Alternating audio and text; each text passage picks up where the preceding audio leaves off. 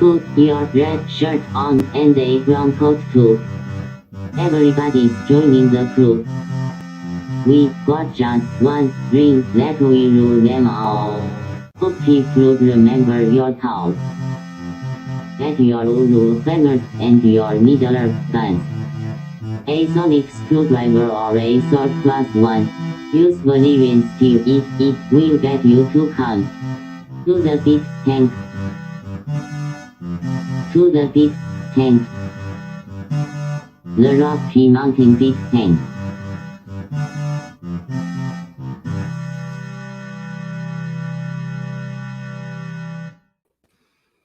Hi, I'm Guy. Hi, I'm Troy. And this is Geek Tank. Your copyright infringed 5 rings in a specific pattern sized podcast. So, we're here with special guest, The Dave. Darkness. Oh, Dave. Darkness. Hulk smash! Hulk bum bum bum bum bum bum bum bum. Hulk surfing. We're here with Hulking special USA. guest, the Incredible Hulk. Hulk.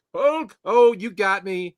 Mm-hmm. It's me, Dave. He's Oh, got the Hulk world in his hands. He's got the Hulk world in his hands. You would say that. I sung it, Troy. You sung it. What? Yeah. Singing's just saying it, but rhythmically. There's more than rhythm. It's from a Melodically. from a tone deaf person.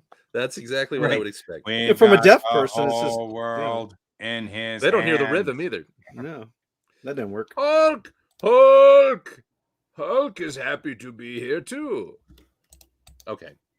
Anyway, hi guys. Hi. It's nice to be here. Welcome Thanks to for the having show, me Dave. on. I know I bullied my way on here. I've actually the audience doesn't know this, but I just sort of crashed through the doors into the virtual studio, the Geek Tank That's a different studio. one. Right. That's the Kool-Aid Man. Yeah. So we've I'm shaped like the Kool-Aid Man.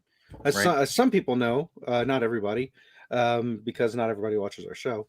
We have started recording our live portion of our show from 10 a.m. to 11 a.m., which is right immediately after Guy's 9 to 10. I'm sorry, 8 to 9. No, 9 to 10. Yeah, we do 10 to 11. Yeah, so Guy does a little drawing show for an hour, and then we immediately come right into this. And so we were going to show that show pre-recorded, but since we have you, we're like, hey, let's go live. And I can do this now. This is a cool little sort of feature. Let me get it to work here. Boop. Well, this is always a cool hang on a Monday night. Oh, what's this? That's our chat. So now people watching the show can see our chat window as opposed to just us seeing the chat window on the right-hand side. Because we have a chat feed coming in from 3 different places. Facebook, Twitter, and Yoo-hoo? I want a Yoo-hoo. YouTube. You think it's chocolate milk, but it's just live Geek Tank shows. Yeah. Makes Yahoo. 3 live shows. Oh, I can't comment. I'm not allowed to comment on this. Is that what we're saying? Yeah, because we don't have administrator rights, unfortunately. You'd have to actually go to Facebook and start the show up on Facebook. Actually, if you go out to Facebook, you can post into the thread where our show is. So I can't reply to the people that are. Well, here's exactly. the deal. If you go to Facebook and go to the Rocky Mountain Geek Tank page, you'll see we have a live video. If you click on the live video, you can comment in the comments and it'll show up right here. Just be sure to hit mute or otherwise your ears will explode. Yep, your ears will explode. Who needs ears? Okay, I'm there. No, the Wonder ears were pretty good. Not letting me do anything. Oh well. Click on the live show. You guys were. I did. Oh, okay. But did you send us money? Because you have to. I'm joking. Can it be like play money or like what denomination? You know. Oh, yeah, Christian. Gold pressed platinum.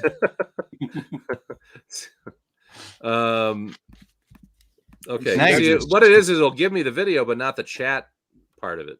Oh, you got it. Did you click on it though? Yeah, I did. Let's see if I go over here.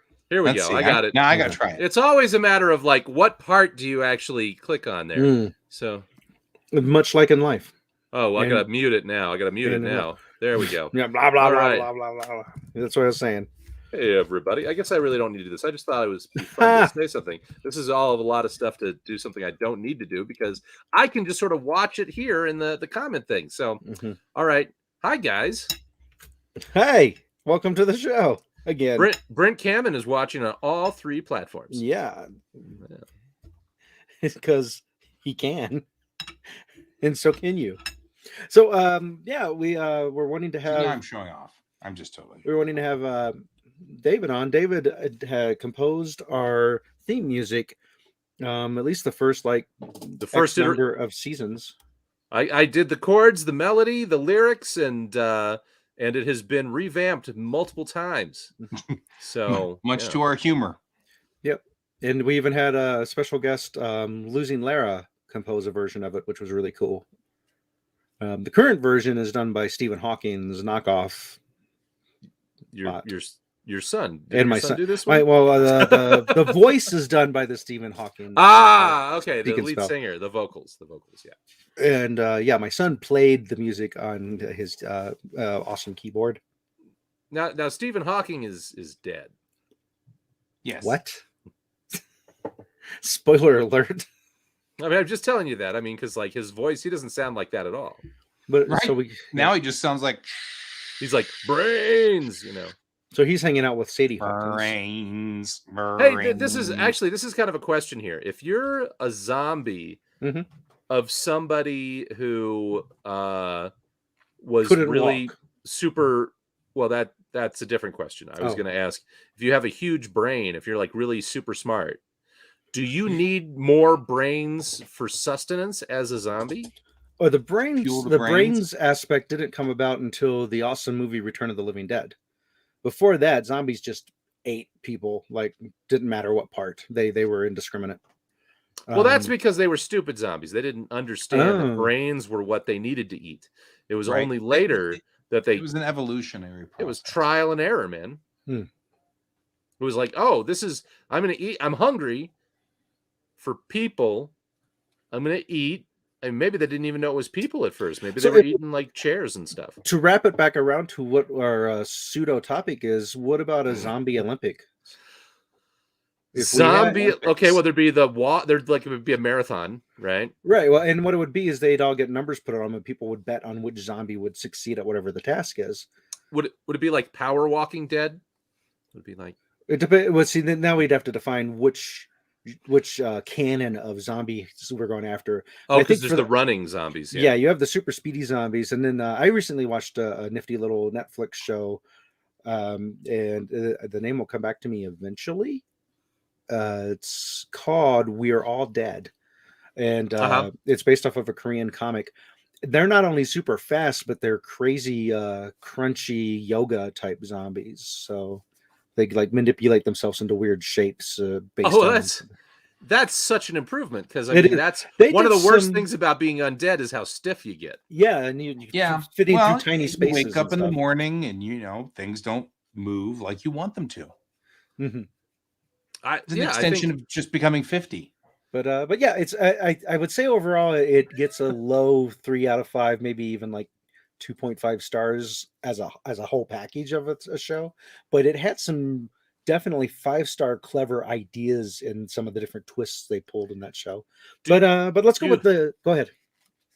Oh, sorry, no, let's go. I was gonna say let's go with the George. Let's go with the classic George Romero zombies, the slow ones for the sake of the Olympics. So the premise is we've managed to successfully not only survive the zombie apocalypse, but we're a functioning society once again, much like at the end of Shaun of the Dead. Spoiler alert.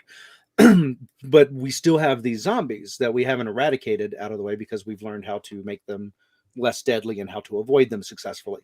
So instead of getting rid of them, we use them as sources of entertainment, such as creating the zombie Olympics. Are we going to talk about the ethics of this, or are we just going to... That we should. Does the dead have rights? I guess that'd be dead to rights. Oh.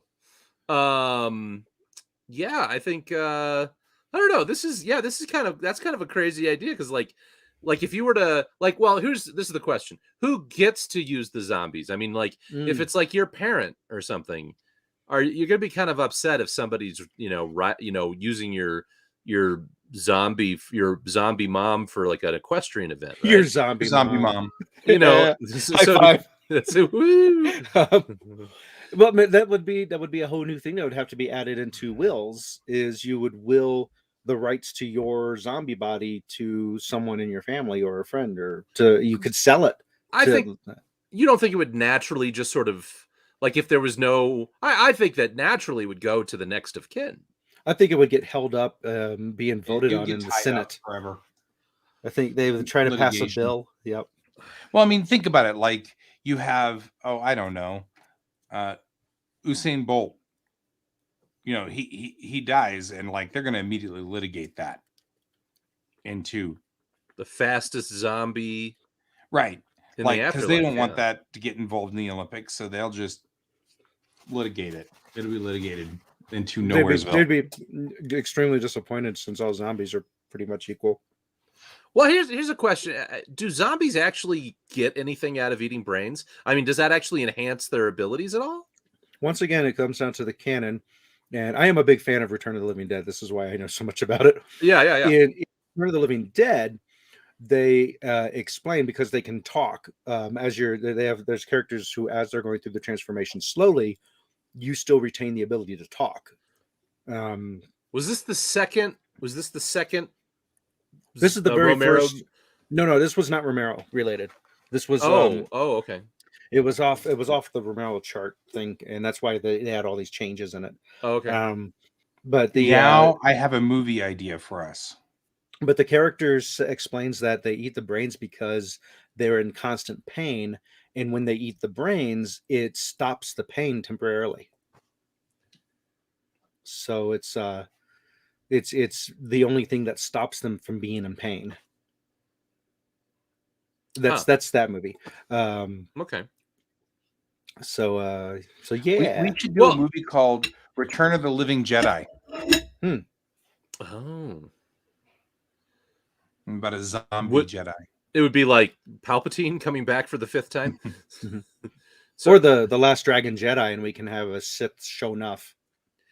So, we're talking about games here, though. Like, well, one thing I'm wondering here, I'm just trying to figure out the mechanics here. Like, so you have herds of zombies. They like travel in herds, right? You would have to come up with new games, because obviously they wouldn't be able to do certain ones like javelin throw. However, you could put a pair of skis on them and push them down a hill. Well, here's a question. This is in my mind. If you were to stuff a ball of like just a ball full of brains, mm-hmm. Could you train the zombies to like push the ball? I mean, they're chasing the ball.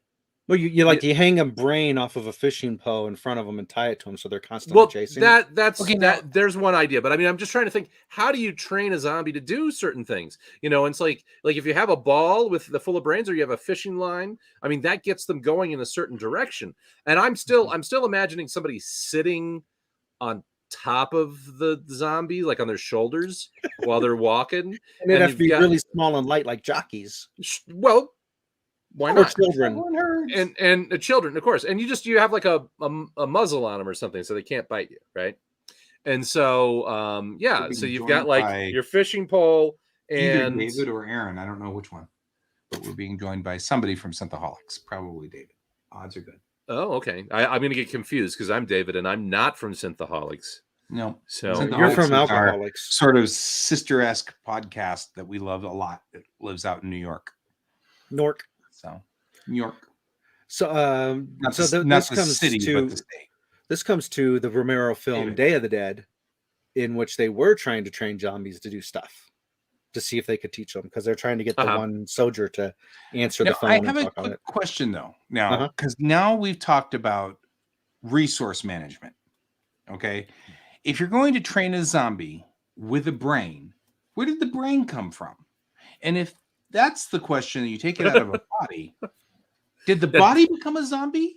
And would the zombie just be like after its own brain that you took almost universal? Not entirely, but almost universal across all the zombie canons. If you destroy the brain, you destroy the zombie. So removing the brain would kill the zombie. That's why it's but I think you've got a good point here, guy.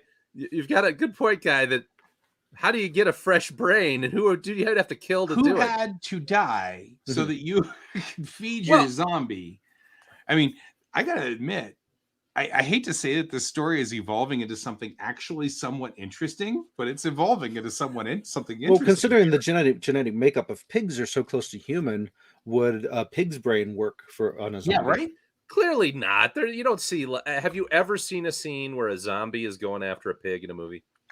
Well, it's hard enough for a human to catch a Train greased up zombies pig, to let tyrants alone a rather than zombie. evil, right? Well, yeah, but pigs are in pens, right? So I mean, they would at least like go and also there's a billion of them. It's not like I mean, a zombie can't capture a human if it's just one zombie. It's got to be like it's got to be like 12 of them. Yeah, it's not common, but there are a few zombie things where they do. As eat, David they said, do eat they travel animals. in herds.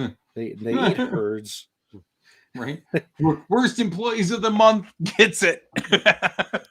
Well, we got to work.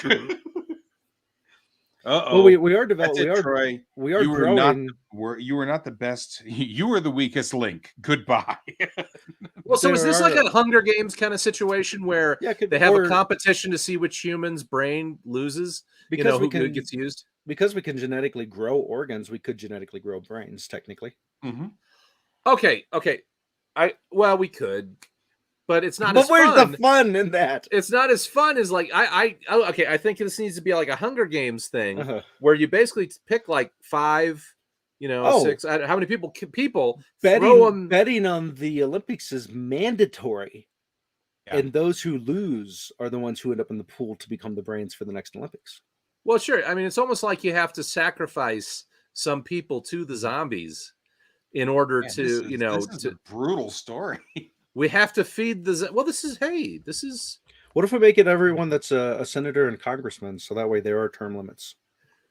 No. Baru says my brain is so fried right now that it would make them fat from the grease. So yeah, I mean that's like so like that's an interesting idea. Are some brains, better for you than others? I mean, if you're trying to be a healthy zombie, what kind of brains do you look for? I mean, are baby brains nicer than like old people brains, or? Well, because it's a spoiler, I won't say what it's from, but there is a zombie thing that if you're infected with a fatal disease, the zombies ignore you. But I'm going to not tell anybody which one that is because that's the big reveal. So by the time they see the reveal, they'll go, "Oh, that's what Troy was talking about." But maybe if it's like a non-fatal disease, it makes it extra tasty. This totally is the thing. Mm-hmm. What was that, David? Oh, no, it wasn't worth repeating. What'd you say, Guy? I was just saying I was being sarcastic about how I watch all those zombie movies. So, Are you not a zombie? Are you not a zombie person, Guy? They cannot seem to make a zombie movie without jump scares. What's a different? Okay, so we've talked about zombie Olympics. What other kind of what would be an Olympics that would you do a Star Trek Olympics, or what would you do, Guy? What would be your Olympics? In the Star Trek universe with all the different races, how would you make a fair Olympics? Because obviously Klingons have an advantage on strength, and Vulcans. Aren't Vulcans like stronger than Klingons? I mean, Vulcans are like the toughest around. They're just the same strength, but they're so reserved that they're they can basically conquer the universe easily. But in fisticuffs at least. We could conquer the universe, but we don't. We choose not to. And what's the deal with Romulans? Why are they kind of such wusses? Now it's Jerry Seinfeld. What's the deal with Romulans? Well, yeah, but it's like if they've evolved, if they're like an evolutionary split from Vulcans, why shouldn't they be as tough as Vulcans? But they seem like they're kind of weaker than humans or whatever. Nope. I don't know where that came from. Are they strong? Are they super strong? Yeah, I was going to say the Co-op Malat are pretty serious. So are the Tal Shiar. So I'm thinking about all the different variations of the Romulans. I'm just thinking of the Romulans from the original series. I don't recall them being as tough as Vulcans. One-on-one in a the Vulcans weren't that tough in the original series either. I mean, no, relatively speaking, Spock was like denting metal and stuff. Spock, but in the original series, it was like episode to episode as to whether Spock was stronger. It's a script writer. Kirk took Spock out in one episode. So it depends with love on the episode and the writers, but that's mostly because, of course, in original series, canon was being written. Was that in the days when they were in college and experimenting? Yeah, that's exactly what it was. Okay. Since you took them out. So okay, I mean, let's really, just in the first episode, Kirk beats Spock at chess. A theoretically impossible thing for a human to do later on in canon. He cheated. well, Spock's a Probably. hybrid. Would he even be? Here's a question. Oh, good point. Star Trek Olympics. You know, would Spock even be allowed because he's I dipping his feel finger into like two what we would end up two with soups. is an evolution of the games. So you wouldn't see the same things that you see now, where it'd be like running against each other. It would be, you know, something that would be different, like how fast can you get out of a maze or something like that. It would be a different kind of competition. How quickly can you build a crystal launching mortar Well, out of yeah, random everybody stuff? beats Spock at chess. Poor But- Spock. but you got to Yeah. have some sort of like. I mean, it seems to me like if you do a Vulcan thing, you got to have like a Vulcan mind meld competition or something. Well, no, it's like you have like a different like it's a bunch of humans and they're mind melding and they're trying to, you know, get some information before the other person does. Like, So hang on real quick. David, Enterprise incident. There we go. I just had to say, I can speak code to David. Mhm. So- Synthaholic David. Synthaholics David. oh, okay. David's Synthadave. Trekkie, so- Synthadave. David and I speak fluent Trekkie. And so there's that. I can just fire that off and just weep. I feel like you got to have like, okay, so I mean, if you were to do like Olympic Games built around Star Trek, you Mhm. got to do it around something, you know, characteristic about them. So you have to have the logic off, you know, Yeah. then you have to have like the Arm wrestle. damn it, you have to have the damn it, Jim, Right. you know, competition. It's like, damn it, Jim, I'm a blank. Not, it would be like improv. It would be like, is there actually, Troy, is there an improv game that's like, that every pun is just like you always do a pun. It's like, damn it, Jim, I'm a doctor, not a proctologist. Well, that would be 180, doctor. 185 is built around puns. 185 mean, blanks But it's walk not into Star a bar. Trek. But that's not a Star Trek thing. It would Oh be well, like, you would just say they all walk into 10 forward or whatever. But I mean, like, But totally. You could, I mean, think about it this way. We've been talking about it all. Olympic chess.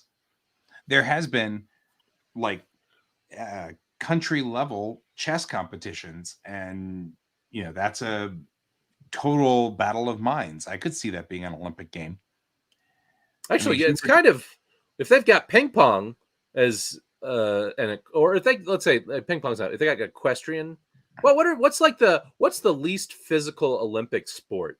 Right. You know? Equestrian's another one, right? If everybody is riding the same animal, the Yeah. same creature, you know, then it would still be up to how you control the creature, not how strong you are, how fast you are.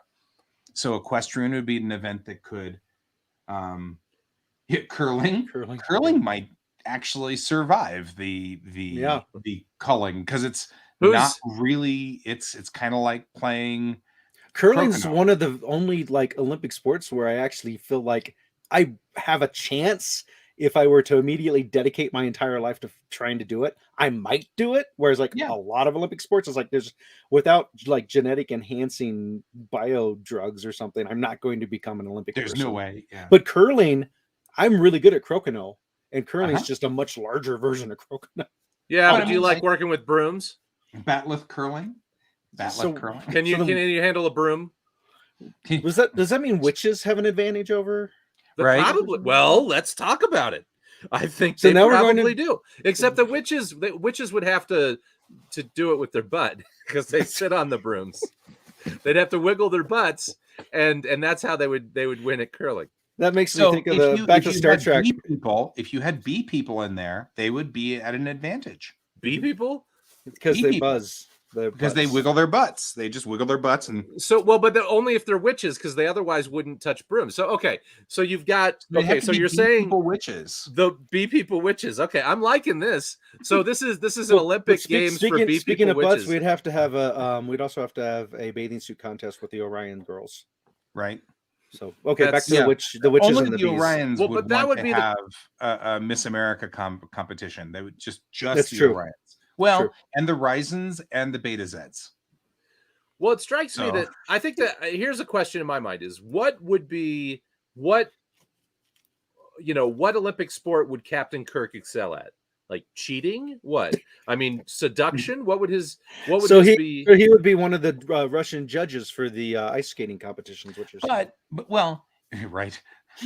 Is there a cheating scandal already that I don't know about? no, this was a while back. Oh, a okay. while back. But you could also do tactics, like Starship Tactics. Yeah, like yeah. it could be. I mean, if we've got the like sailing is another one, right? You could have space sailing of some sort. How close can you get to the or to the atmosphere of a planet and not burn up your ship or whatever? How fast can you get through the solar system? But not space sailing, which is just the salty water in space. Right, not saline. Okay, sailing. So Actually, what about all of these are kind of good ideas? Come to think of it, I'm going to write all these down. What about Uhura?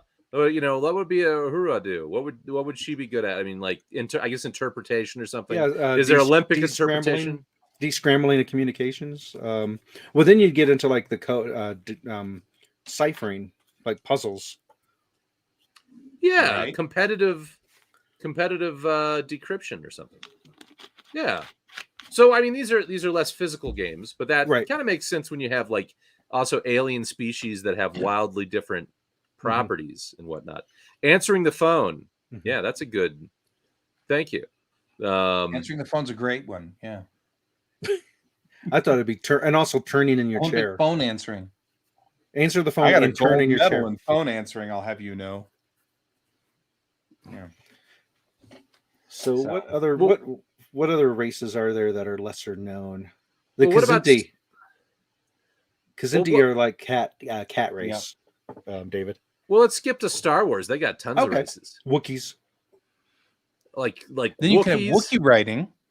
How long can you stay on a Wookiee before it tears your arms off? Tears your arms off. Yeah, so that's that would be. We can bring in chess. Oh, that's it. We bring in chess, like Vulcans versus Wookiees in chess. And like how long the Vulcans can keep their arms on? Is a Vulcan stronger than a Wookiee? Well, they're logical, so they would deduce that they need to let the Wookiee win. Well, but except that our Vulcans could a Vulcan beat a Wookiee? I think a Vulcan because Wookiees chess? are strong. Fighting. No, in fisticuffs. Fisticuffs. Okay. Or just in I mean, I kind of got the feeling that Vulcans may be as strong as a Wookiee. I mean, a Wookiee's big, but I mean, it's strong because it's. I would be willing to bet that this has probably been covered thoroughly by multiple sources on the internet. Let's ask. Okay, I want to ask the audience here just real quick. What's your opinion? Who would win, a Vulcan or a Wookiee? Straight up assuming they're both as skilled in combat, But I mean, just knowing a Vulcan has the death grip, and they've got they're also. I mean, but they're short, so how would they get to the shoulder? It might be tough. Wookiee, we got archery and shooting, lightsaber dueling, yeah. But without Jedi, lightsaber dueling, but not with Jedi. They're not non-Jedi lightsaber dueling. Yeah, that would make it entertaining. Who was the guy in the Rogue One that wanted to be a Jedi, the wannabe Jedi? It was like, I believe in the Force. The Force believes in me. What did he always say? What was it that he said? He says, "The Force is with me. I'm one with the Force." Yeah, that's Donnie Yen, who's like a really well-known martial artist too. Those two guys, that guy and his sidekick or whatever. I don't know who was the sidekick. Those are my two favorite characters from Rogue One. I would so love to see an offshoot movie of those characters. Have to be a prequel.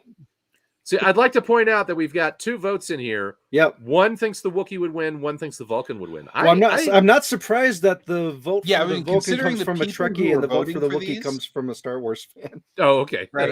and Synthaholics, of course, is both of them are Trekkies. So, well, I'll admit, I'm more of a Star Wars guy than a Star Trek guy. I like them both. But I think the Vulcan would win. Just because the Vulcan is outthink the Wookiee as well as be matched in strength. Yeah, I mean, and also just it doesn't seem to me that Vulcans necessarily lose anything from a warrior perspective. Because first off, Wookiees are not really animalistic. They look like animals, but they're actually just like they're not feral. I guess is what I'm saying. So it's not like you're losing something by being. I mean, they're not. It's not a wild animal that you're fighting. you know, I think that wild animals do have an advantage, even if they're just the same strength level. Like if you fought like a Rottweiler or let's something. be realistic here. We don't know what that little bug creature, how strong he was. Are you calling Spock a bug?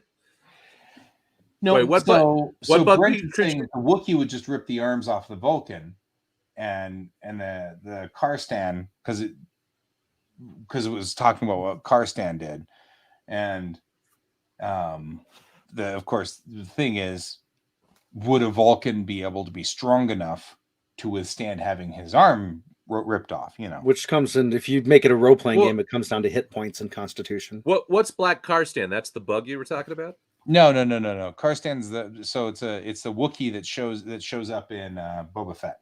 Also sounds like an awesome brand of coffee. Yep.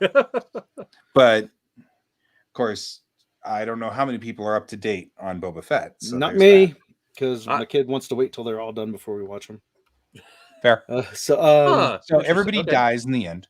So there was I can't remember the name of the show. Wait till the lackluster conclusion before watching everything. Yeah, there was a show called like The Deadliest Warrior or something like that, and the whole idea is that they would pick 2 different types of warrior classes and break them down to like their attributes and tactics and feed them all into a computer and run a simulation thousands of times to see who would win the most. And the problem with it is it didn't take things into account, such as where the fight's taking place, what's your terrain, who knows who, is one getting a jump on the other character? And so really you got to really level the field by just saying these 2 characters are stuck right into a boxing ring. They have only that much space to move around. Whoever leaves the boxing ring loses.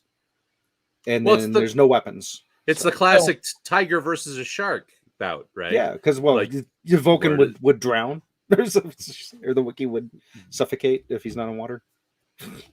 So I said well, yeah. So you got to figure out a way that you balance the environment to not give either one an advantage. So the Vulcan and the Wookiee are in a swimming pool. Who wins? Well, now it's who's a better swimmer. Well, it doesn't have to be. Let's say it's 4-foot water. What's wrong with a boxing ring or a wrestling ring? Well, you can put the thing around it. I mean, I'm just saying. Let's say it's 4 feet of water. 4 feet of water. It's 4 feet of water. You have a ring. You've got the rope around it, right? Okay, so they can't run away. But it's 4 feet of water, so it slows you down. I think the Vulcan wins because they figured out how to use it strategically and splash the Wookiee and the Wookiees. Listen, now you've added a weapon. Yeah, because except that think about the Wookiees, they just sort of shake and they're going to splatter water all over the Vulcan. That's a tactic too. So I'm thinking about things like kendo, right? Kenjutsu is the art. We're not talking about Barbie here. We're not talking about Barbie. There's no kendo here. I know, but I mean, like kendo is about striking a specific spot on your armor. You've only got 3 targets, right? So any other target is illegal. So if you had something like that, could you then put the Wookiee and the Vulcan into a ring and say, okay, kendo rules. You can only strike them in the head and in the middle of the chest right here and on the wrists with a wooden sword. And that's it. And the other person can block it. And let's make it a non-wooden sword, but a flexible, like aluminum sword, so it won't shatter or break. But it's also not going to kill you whenever you get smacked by it.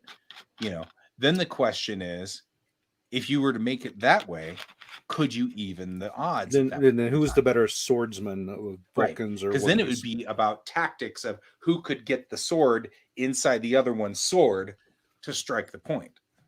So it'd be more like fencing, which is the same thing, right? Fencing, you have to make contact with the pod or the pad right here so that the electricity current goes through it to send a signal to turn on the light. Okay, I just thought of a versus battle. Okay. Okay, it's BB-8. Is that the name of the black one? Mm-hmm. No, I'm sorry. No, I'm thinking of BB-8. That's BB-8. Yeah, that's BB-8 is the soccer ball robot, right? Yes. Okay, BB-8 versus Tweaky from Buck Rogers. Bitty bitty bitty. Oh, it's almost practically knows the name. Bitty bitty bitty bitty 8. You know, it's practically the same thing. So basically, something that can move at like 30 miles per hour and has lots of mobility versus a guy in a suit that can barely turn. Yeah, but it's taller. So if they're playing basketball, then that would make a difference. Well, it could, so you know. I would feel like Twiggy. I feel like we'd have to make some conceits in the universe, because like there has to be a conceit that everybody's effectively got the same intelligence level. Yeah, like it'd be like weight class. It'd be Vulcans, like weight. Would it be like weight class then? Well, but Vulcans are smarter than other like Wookiees. Right. Vulcans classically would be smarter than Wookiees. So then on the Olympics, we would have the chess games, and the Wookiees would always lose in the chess, you know. But I think Vulcans are comparable in the physical stuff. That's what I'm saying. Vulcans are strong. Yeah. I think they could compete against a Wookiee. I don't think a Wookiee's necessarily stronger than a Vulcan. Here we go. Instead of having them fight, who wins in a shot put? Which one can throw further? Can we quantify their strengths with the information we have? Well, does the Vulcan death grip kind of kill the momentum of the? I always got the impression that the death grip was related more to nerves and knowing the anatomy of what they're using it on, as opposed to having a vice-like grip like a robot that would just. Well, but okay, if the ball is full of brains, so that zombies can chase it. Well, that's not a shot put anymore. Well, but I'm trying to decomplicate things, and you keep trying to. What are you doing? He's trying to decompose things. Is what he's. What if they're kicking? What if they're kicking? Well, here's a question: what if they play soccer with BB-8? Okay, so you've got a live soccer ball. That's an interesting to me that in an alien universe, that's kind of interesting. You're not just playing soccer, but you're playing against a ball that's intelligent. How would the ball like try to build alliances with some of the players so that some sports I wonder if the ball's smarter than the players. Well, it might try to injure them. No, I mean it might try to injure them, right? Sort of like I'm going to move just enough so that they slip and fall. I don't know. I think that's kind of interesting if you have two teams trying to kick the ball into the goal. Did you ever play Zerg ball, guy? Yeah. So there's a game called StarCraft. And it's a combat game and resource management game, but they made a soccer game out of it by taking one of the aliens and making it invincible so it can't take any damage, but also making it to where it has no attack, so it can't attack. And as the players, you have to attack the alien and get it to run into the goal while the other player's trying to attack the alien to keep it from getting in their goal and get it. So it's basically soccer, but you're shooting an indestructible alien to get it to run away from you. But does the alien do? I mean, it can't attack anybody, but does it move around? Does it do anything? Yeah, it runs with its AI programming. Who can say the best whales? So here's an idea. What if you had save the best whales instead of the gold being an absolute, it's being relative. So if you're doing the javelin throw, then we pick the world record javelin throw for Wookiees. And then your goal is to get plus or minus that world record to get the gold. They have handicaps. Thing. What if it's lightsaber throwing? Let's say the Vulcans can throw, 500 meters. Then you're looking for anything from 490 to 510 or whatever, whoever's closest to 500. Then the Wookiee goes out there and the Wookiee can throw 700 meters. Well, you're looking for how close to 700 meters you're at.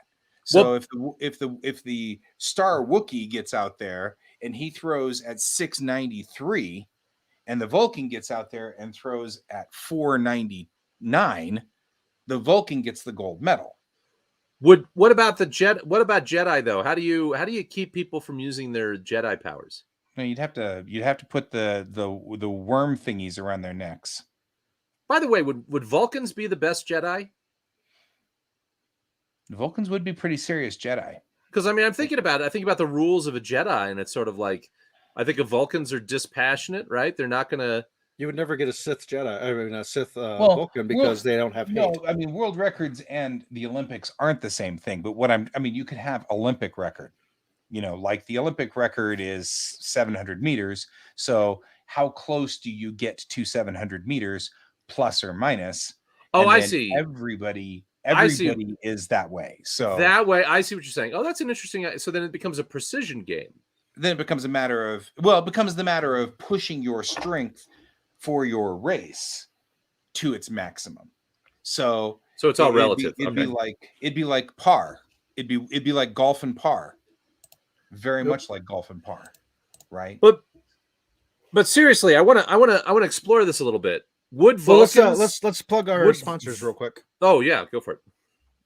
Okay, let's plug our sponsors. I've got the little switchy.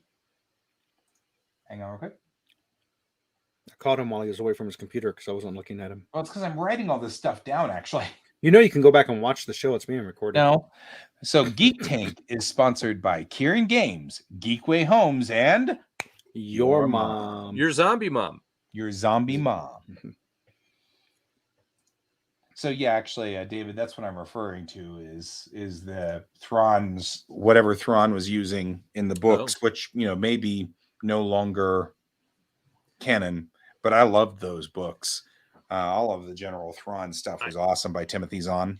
I've heard, you know, I feel bad. I come on this show and I'm not as geeky as I used to be. And so I don't know all this stuff. Geeky these days.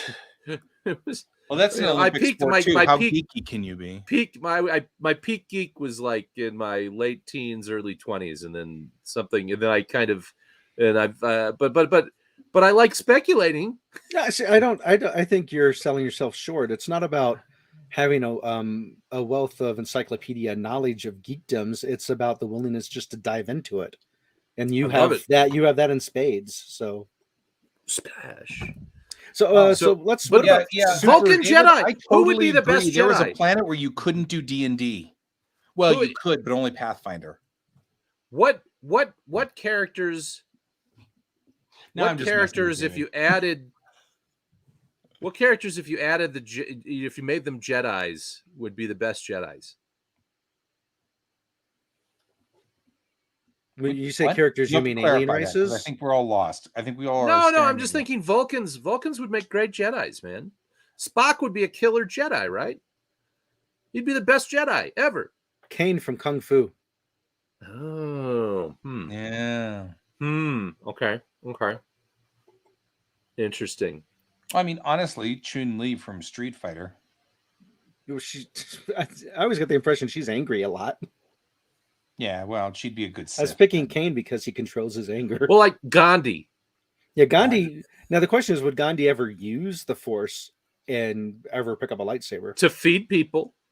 Here, eat my lightsaber. Well, that would be his.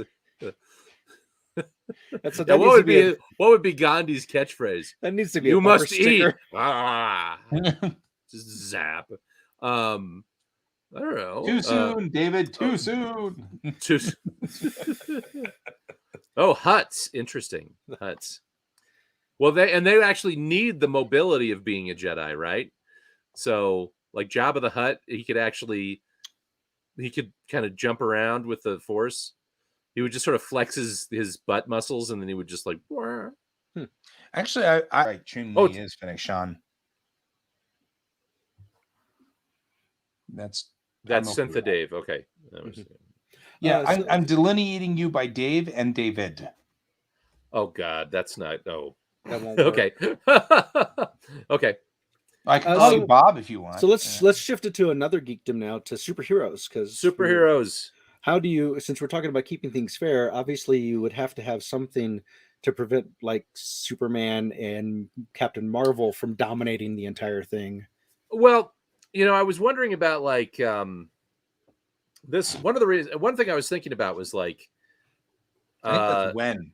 Who would be the best? Somebody posted this, I think, on Reddit, but like, who would be the best baseball pitcher?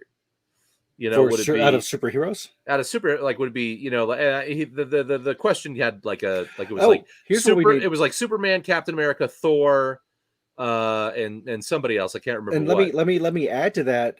They have to use a human catcher on their team to catch the ball. Yeah, so Superman can't just throw it as fast as possible because otherwise he kills the catcher, kills his teammate, right? So, and I was thinking that, like, okay, well, you know, I mean, obviously Thor has some ability to pitch because he throws things all the time. Mm-hmm. Superman, you know, but I don't know. Captain America just seems like he came from. He's really of that age, you know. Wasn't there a iteration of Superman that could read minds? Well, Superman's had every power at some point or another, right? Oh, okay. Yeah, Q would be the best pitcher because he would turn into like a T pitcher and just confuse everyone. So you were limited up between Superman and Thor and who? Thor and Captain America. Oh, Captain America. But like Captain America, I feel like he'd have the strategy down, right? Yeah. Because like it's he'd know when to do a curveball versus a fastball. It's right? an all-American game, so of course Captain America. Well, Superman's all-American too, so that would they would Kryptonian. He's but he doesn't have loyalties to Krypton, right? That you know of.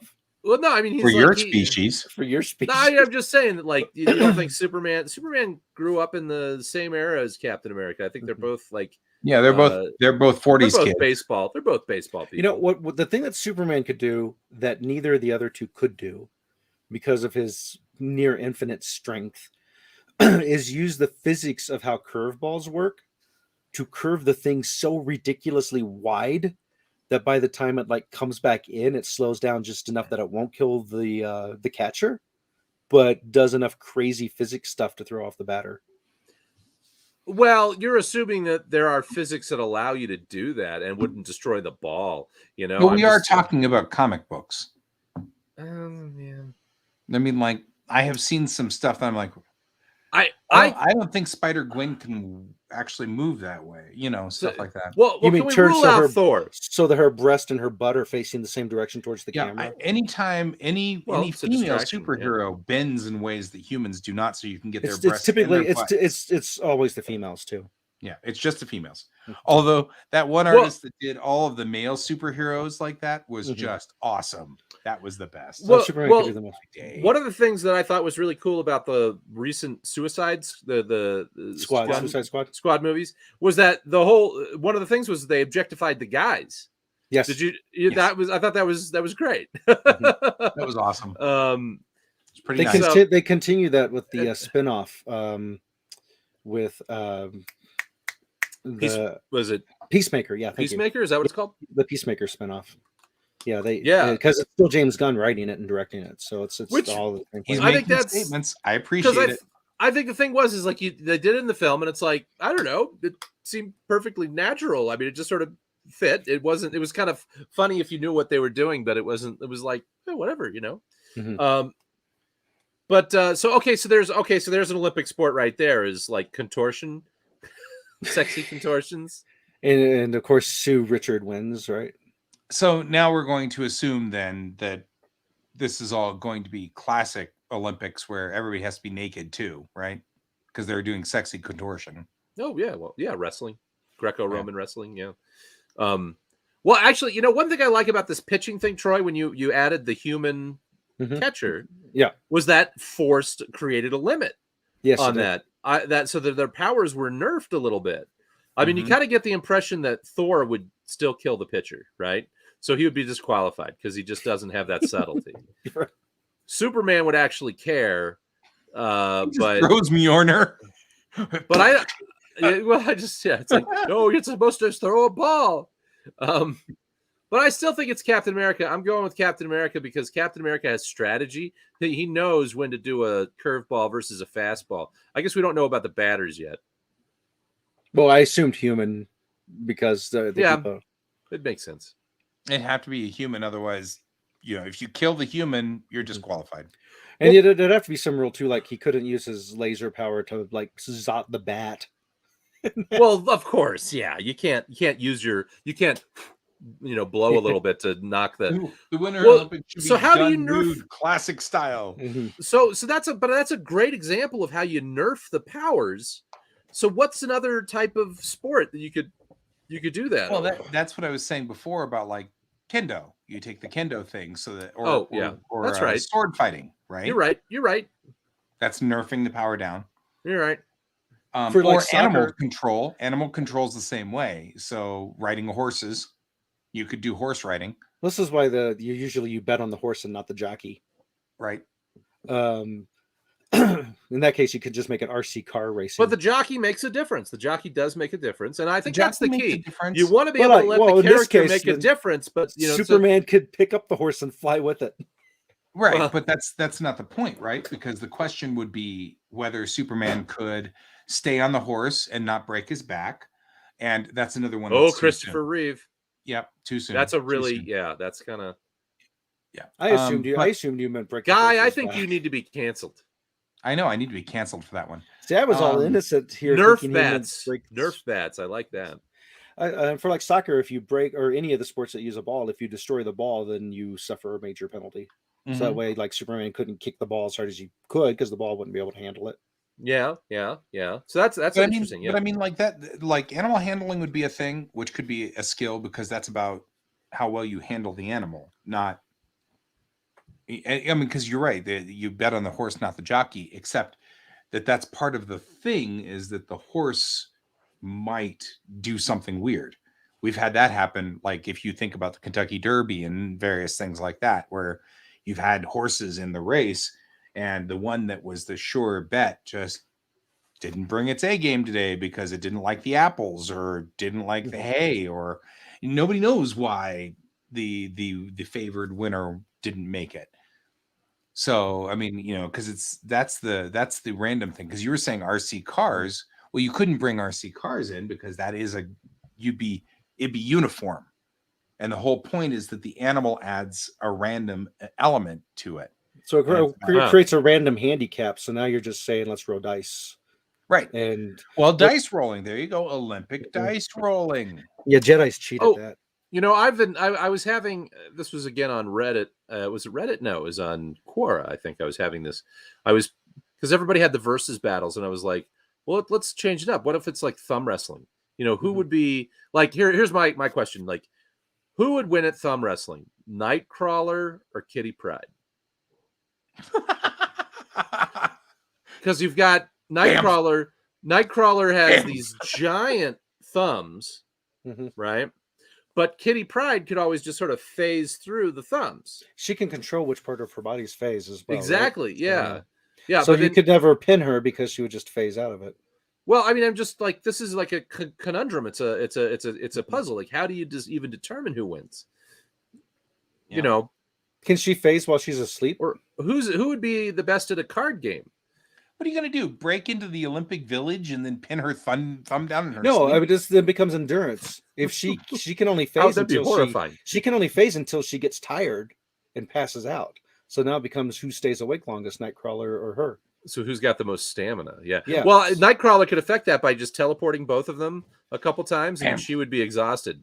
I mean, Yep. It's true 'Cause because he's used to it. Sick. Yeah, you get Yeah. sick when that happens. so there's a tactic. You see, that's an interesting. Okay, who are some other other character thumb? By the way, wrestlers? there's a card game called Super Fight, which I have, Uh-huh. and it's very similar to what we're doing right now. And there's Oh. expansions that add other things, like straight up normal Super Fight has a competitive way and just a fun talking debate way to play the game. But they're random fictional characters, and some are real characters. Like some of them are famous people, and you just draw two of them, and then there are randomizers you add, like with hands of swords and 100 feet tall, and so you Okay. get these variations. So you it's a very fun game. Yeah, to 100-foot tall Mr. T versus a ninja with ducks for feet. Yeah, ninja this with is- ducks. I like that. It'd be sort of like, okay, so let's say Giant Man versus the Hulk in a thumb wrestling match. Who would win? I mean, because it's like one, it's like the Hulk is stronger, clearly, Mhm. but how could he even hope to get his thumb on top of Giant Man's thumb without breaking the hand thing, the shake thing? He wouldn't even be able to initiate the game. He wouldn't be able to get into the proper fighting position with it. So I it don't would be- know, but at the same time, Giant Man would have to bring his thumb down at some point. Mhm. So would like the Hulk just be like, bat it with his thumb and just like, get out of the way, pal. Break his thumb. Mhm. So this episode has been brought to you by Super Fight. Yes. Because Well, that's actually what we've been doing, which is kind of fun. What's up, guy? What's up, David? No, I don't know. I just think Oh. thumb wrestling is that would be my Olympics right there. I feel like the super opponents- thumb wrestling. I feel like the opponents have to be able to initially lock hands for that to work. So, like, Ant-Man couldn't be the size of an ant and compete with a normal human, but we know he'd be stronger and could actually win. But you can't actually be in the correct hand positioning to start with. Well, but I think you taking everybody's. Well, he could be because He then he could- could grow or shrink and try to use that Mhm. to his advantage, right? Maybe he But once- grows slightly Mhm. to get a better thumb position. But once shrinking, yeah, if you shrink too much, then you lose the hand grip. Well, but the key would be how much do you shrink and how much do you grow? Because you may be, if you can control how big you get, Mhm. then you could use that. I mean, you could maintain the grip. Is that what she said, Guy? No, it's the sexy Skin of Evil swimsuit. I think that's being brought up because I just watched Skin of Evil last night, and that was a discussion topic. So there you go. Oh, okay. So that's an episode of TNG, first season. Oh, It's the episode where Tasha Yar dies. Spoiler alert. oh, she has a Skin of Evil. So, oh, okay. I think I remember that. I mean, that The, I the was black oil slick was the Skin of Evil. Armis. that was Gotcha. back. That was back during peak geek period for me. I used to. So You if we stick a New Hope aged Luke Skywalker in the same room with Will Wheaton's character Wesley Crusher, would the level of annoyance be enough to kill everyone? I posted it on Facebook, so I just assumed you'd read it. But now it's even funnier because now it was just a really awesome coincidence. Mark Hamill and Wesley Crusher? No, I'm talking to David, who said he had. Oh, you're having a different podcast right now. Okay. I'm interacting with the people. Well, Mark Hamill is. I don't know. I think Wesley Crusher was. Boy, yeah. Actually, it's a good question. Wesley Crusher, though, Mark Hamill is actually like the young Luke Skywalker's, despite his annoying tendencies, Whininess? is still a beloved character. Whereas He is. Wesley Crusher, no. Yeah, I feel like young Luke didn't start getting flack until much later on, like after Return of the Jedi. For some reason people started reflecting back on it and like, boy, Luke sure was whiny, Right. but I think at the time people weren't complaining about that. Luke also actually did something in the movie, whereas Wesley Crusher, he did stuff, but he was always, well, I guess he was a Deus Ex Machina or something. So Yeah, I remember Luke and Wesley would scissor. Yeah, I think that's appropriate. I remember my brother's joke was that 30% of the Enterprise crew gets laid off because Wesley figures out how to more efficiently run the ship without them having jobs on it. Yeah, There's a video out there on YouTube which shows what 1,000 people would be like on the Enterprise D. And if you were to line them up in rows, they'd all fit on just the name USS Enterprise NCC 1701D. So the ship is huge with almost nobody in it. And that's one of the things that was the point, was that you don't realize that even though it's got 1,000 people on this ship, the size of that Galaxy class starship is so big that you never run into other people. So they always show the hallways with people wandering around, and it's like they must all be in section 32, 5, that's B8, whatever. Everybody is there. So do you think the other decks are occupied by like ghosts or something? I mean, do they keep those? Do they keep those so they can, they and all the Deanna Troy has a relationship with each and every one of those ghosts. Right, Beverly Crusher's lovers are all in there. Oh, it was well, Beverly So we keep them all. It just strikes me that you're going to have like all these corridors that are empty, and that's actually there's some sort of sinister purpose behind it, right? I mean, that's where they put all the, they capture all the alien races and they run experiments. It's where they keep all of their old office equipment that they don't use anymore. So it's all just and they're picking up exotic alien office equipment all the time too. What kind of office equipment would out of rebroadcast zone on Betazoid too? What kind of office equipment would a Betazoid have?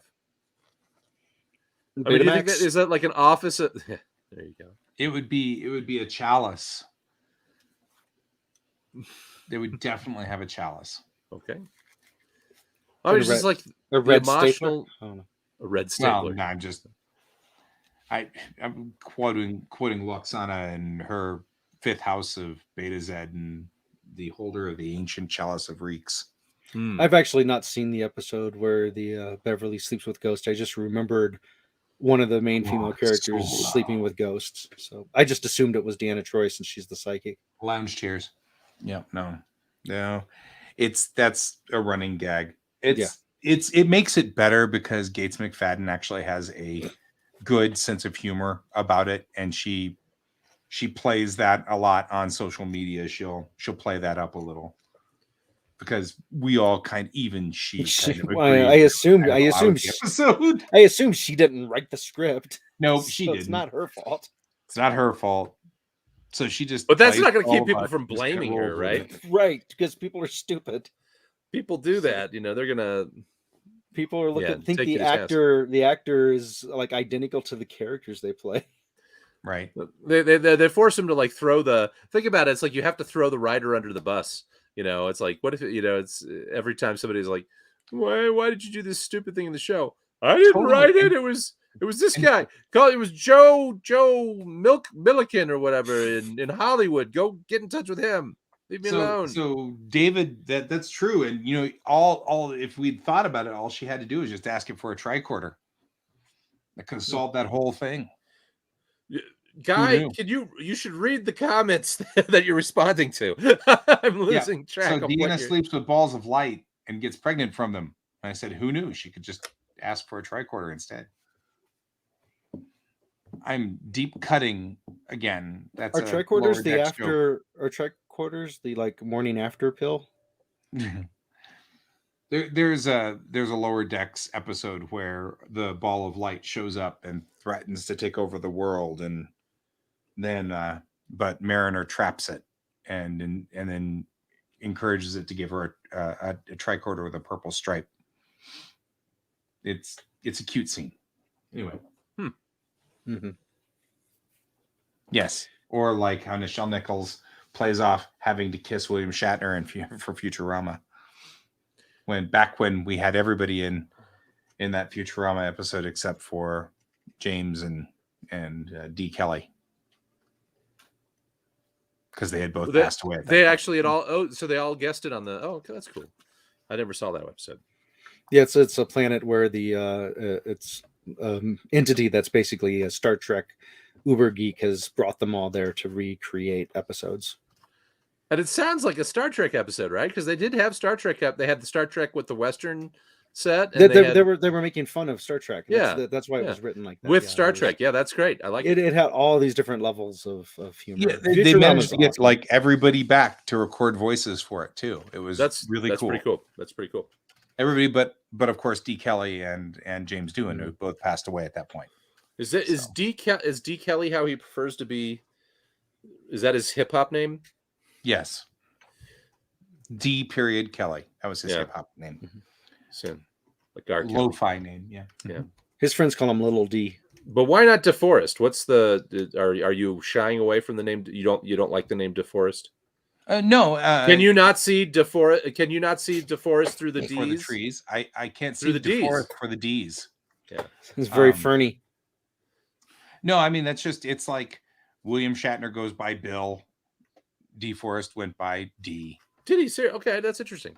Yeah. Because if I had a name like DeForest, I would be all about it. It's like no, it's not D.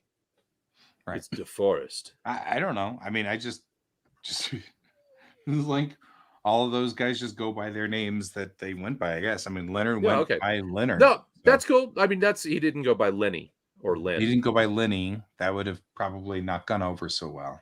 And in a transporter accident in Hollywood, you have DeForest Whitaker. That's true. If you get, I can't make the joke work. Never mind.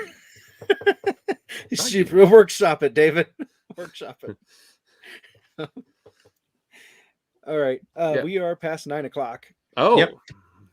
Well, folks, hey, thank you so much for having me on. This was fun. Of course. Never again. No, just kidding. No, you're always welcome. Hulk sad. Hey, if Hulk gets sad, does he lose his powers because he has to be angry? More Hulk butt. Hulk butt. Okay. Well, that was all the time we had about 5 minutes ago. So till next week, I've been Guy. I've been Squirrel Girl. And I've been Hulk. And this is Geek Tank. Hulk poop. Hulk poop. Are you doing it? Because I'm doing it. I'm not-